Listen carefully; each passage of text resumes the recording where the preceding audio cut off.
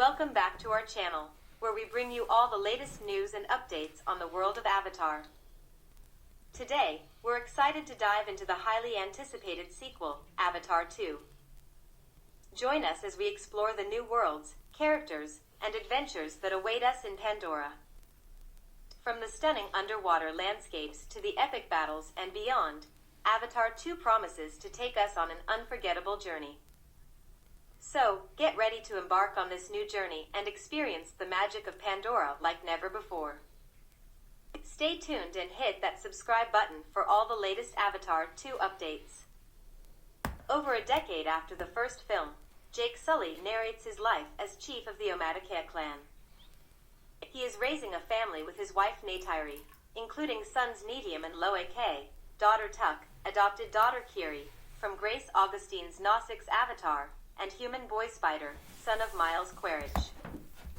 Although Jake accepts Spider, Neytiri is distrustful due to his human origins. The children, including Spider, socialize well, but Spider feels closer to Nausic's culture. Their peaceful life is disrupted when they spot a strange star in the sky, which turns out to be a RDA ship with humans returning to colonize Pandora and destroy the planet.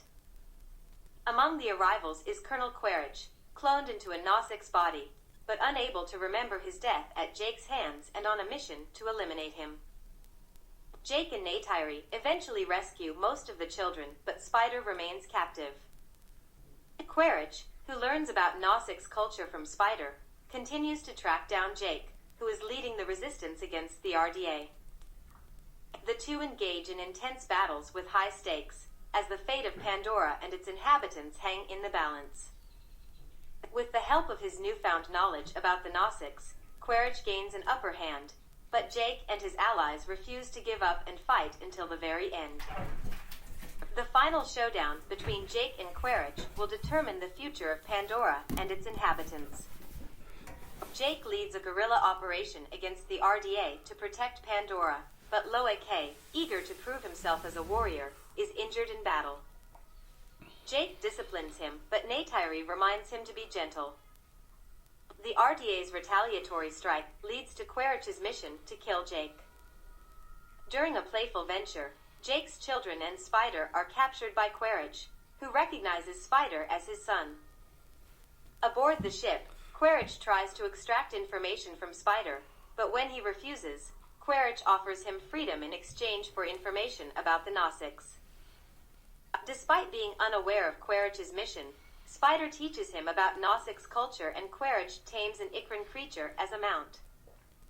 To protect their safety and prevent further harm, Jake convinces Neytiri and his family to leave the Omadakea clan and seek refuge at Metkayina's eastern seaboard, a coral reef island inhabited by a clan adapted to Pandora's aquatic lifestyle.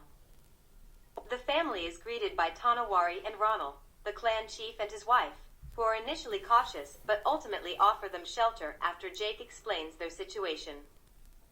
Despite facing criticism from some members of the tribe for their human heritage, Jake's family earns their respect by adapting to the ways of the reef people.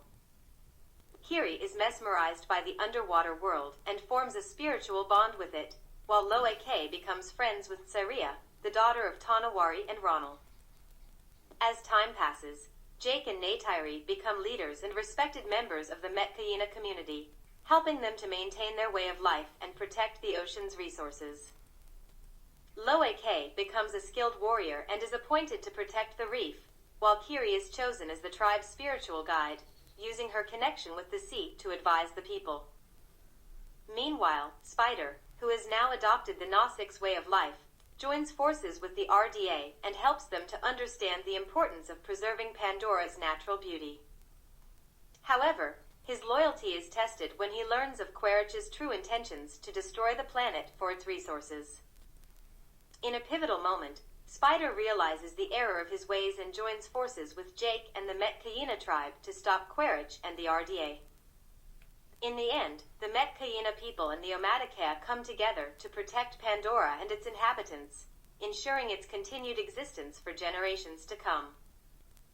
Loe-K gets into a fight with Saria's brother, Aonung, over a joke about his mixed human heritage. Jake scolds Loek, and he apologizes to Aonung, but is tricked into a dangerous sea predator territory by him. Loek is saved by Payukan, a Tulkun, and befriends the species by removing an old harpoon from Payukan's fin. Loek takes the blame for the fight and wins Aonung's friendship, while also learning Payukan is an outcast. Kiri links with the Tree of Souls, but suffers a seizure and is healed by Ronald. Jake calls for help and Quaritch tracks them to the Reef People's archipelago. Quaritch brings Spider and commandeers a whaling vessel to find Jake, but the whaling crew begins killing Tulkuns to draw him out. Loek links with Payukan and learns he was cast out for attacking the whalers who killed his mother, and his warriors to stop Quaritch's attack on the Tulkuns. In the ensuing battle, Jake and Neytiri are separated from their children and the other warriors. While they search for their loved ones, they come across Payukan, who has suffered fatal wounds while trying to save his kin. Jake and Neytiri learn of the Tulkun's bravery and help him in his last moments, before he passes away. Meanwhile, Loek and Kiri team up with the young warriors to protect the Tulkuns, who have taken refuge in a hidden cave. A fierce battle ensues, but with the help of the Tulkuns and their sonar abilities, the young warriors are able to defeat Quaritch's forces and save their new home. After the battle, Jake and his family are welcomed back into the Metkayina clan as honored members. The young warriors are hailed as heroes, and Loek's bravery earns him the respect of the entire clan.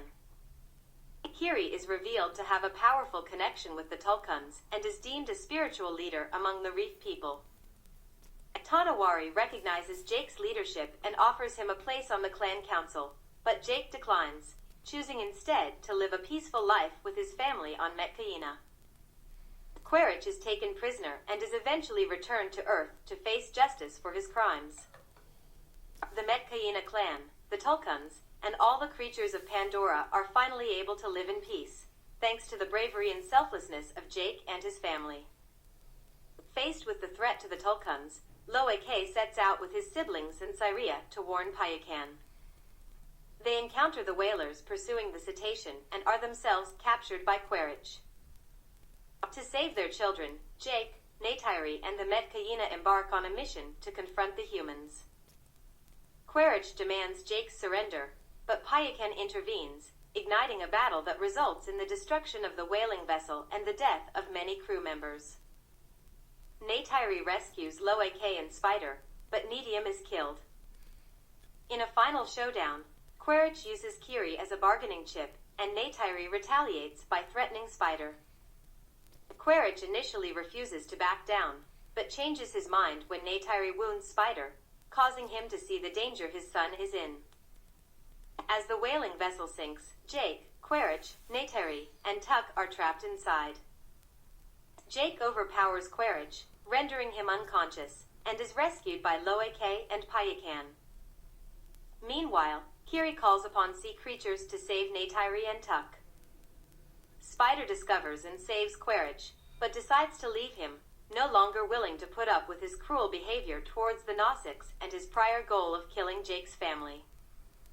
Instead, Spider rejoins Jake's family. After a funeral for Nedium, Jake and his family choose to permanently reside with the Metkayina.